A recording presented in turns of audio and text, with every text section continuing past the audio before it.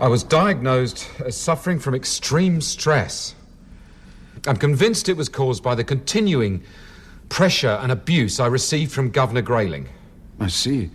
And it was this same stress, was it, that made you attack a prisoner?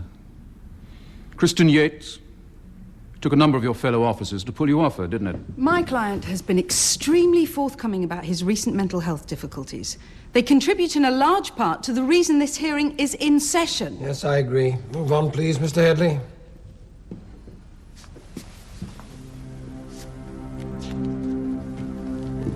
That's me. See you later.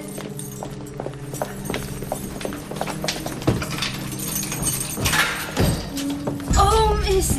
What the blazes? I've been attacked. Oh, I can't breathe properly. What's going on? She says she's been attacked. Please just call the MO.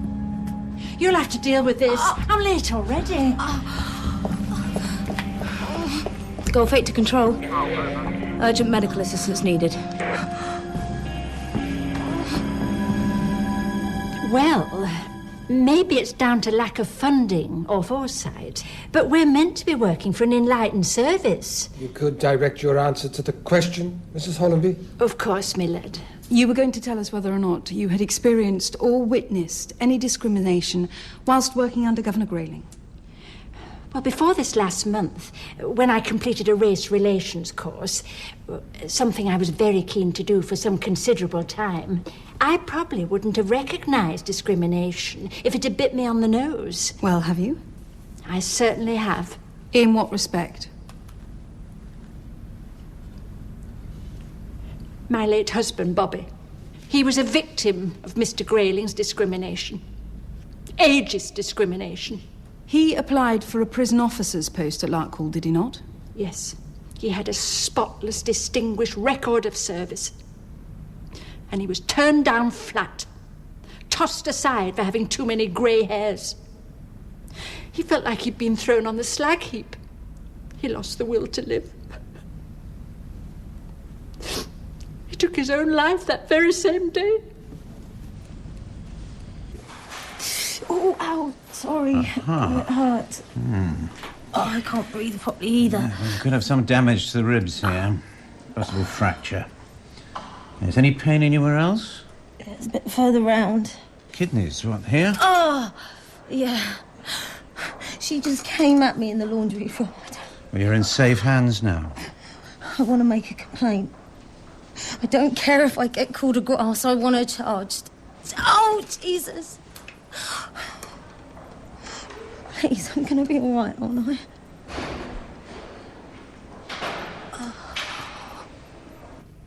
It was one of the proudest moments of my life being told I'd been made Wing Governor. I felt as if all my hard work over the years had finally paid off. And did those feelings of pride sustain you throughout the job? No. Soon all I heard from everyone was that I'd only been given it because I was Mrs. Grayling. So what did you do? Went to Neil. Asked him straight out whether it was true or not. And what did he tell you? That I'd been given the job only in return for him and his boyfriend having sole custody of our baby. So, what did you do then? First, I couldn't believe what I was hearing. Then I told him that I'd taken the job to prove I was the best person for it, not as some kind of payoff. But I lost my baby anyway. Next thing I knew, Francis Myers was walking in through the door. And Francis Myers is the current G-Wing Governor at Larkhall? Yes. Thank you, Miss Barker.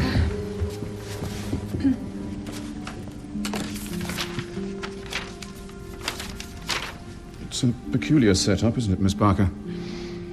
You here giving evidence against your ex-husband in favour of your fiancée. I don't understand. I think you do. That's the capacity in which you appear before us, not as an employee of the prison service. No, that's not true. So you have no personal grudge against my client? No. Too many people have suffered because of him, not just Jim Fenner. He can be very vindictive. I have no doubt that my job and career could suffer because of today, but I don't care. I feel as if I have to speak out no matter what the cost. I'm sorry.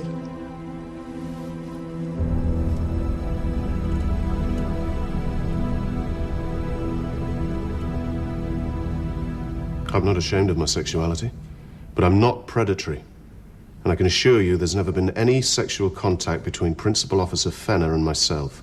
You're absolutely sure about that? Positive. Apart from anything else, he's never made any secret of what a so-called ladies' man he sees himself as, so why would I bother? Why do you think he's persisted with these claims if they're untrue? Well, in my opinion, it stems from a number of things.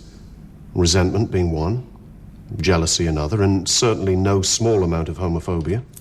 And what makes you think homophobia might be a motivation? A number of things.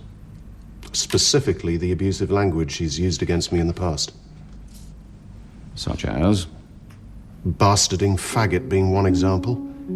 Shit stabber another. Central to his complaint in this case is that he was your first choice for wing governor. Is that true? Yes. So what made you change your mind? I discovered he'd been abusing 2 members of my staff and several inmates. When you say abusing, you mean sexually or violently? Both. Have you any evidence to support these serious claims, Governor Grayling? Yes. A few days bed rest and sort you out. Oh, thanks, Dr. Nicholson. You're admitting her? Yes. Look, she's not in a good way. It's, laid into it. Yates, she gave her a severe beating. I didn't think it was that bad. Yeah, substantial bruising, possible fractured ribs, potential kidney damage. Now, I'm keeping her here in the hospital wing, at least till the pain subsides. I've got no option, really. She just seemed winded at the scene of the incident. It didn't seem that serious. Well, putting on a brave act.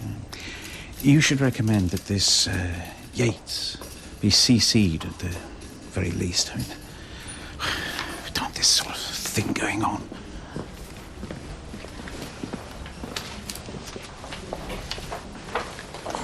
Thanks for helping out earlier, miss.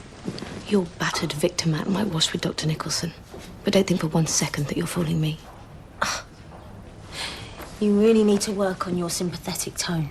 Because if it was Yates in this state, you'd be kissing her better.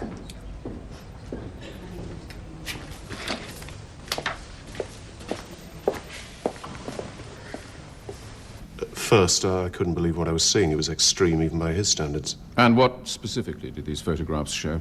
Principal Officer Fenner in a sexual embrace with one of the younger, more vulnerable prisoners on the wing, Tina O'Kane. We would usefully need to see these photographs for ourselves, if they exist. Oh, I can assure you they do. Or did. Can anyone else attest to that? Yes. Former Wing Governor Karen Betts. Thank you, Governor Grayling.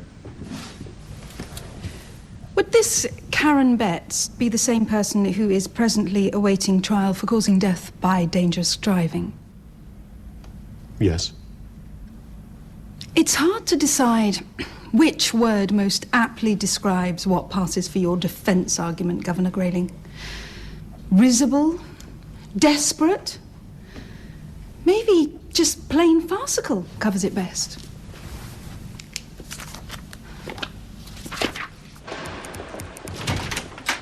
Oh, sorry for leaving you in the lurch. Jim needed me.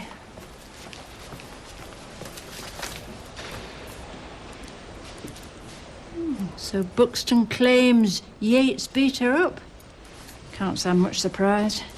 Been on a short fuse ever since she got in. Could say that about half the prisoners. You know she's appealing at the moment. That can be stressful. Might have all got to her. I think we can kiss our Mr. Grayling goodbye. And not a moment too soon. So we have a proper governor running the shop. And who's that? That job should have been Jim Fenner's years ago. Wouldn't have had half the problems. What a crying shame I won't be here to see it. Oh, had enough, have you? At this place, yes. I'm off on the intensive development scheme. Fast track? You've only been here 5 minutes. Exactly. You haven't even begun to learn the craft. Oh, I don't know. I like to think you've taught me a couple of things. That isn't flipping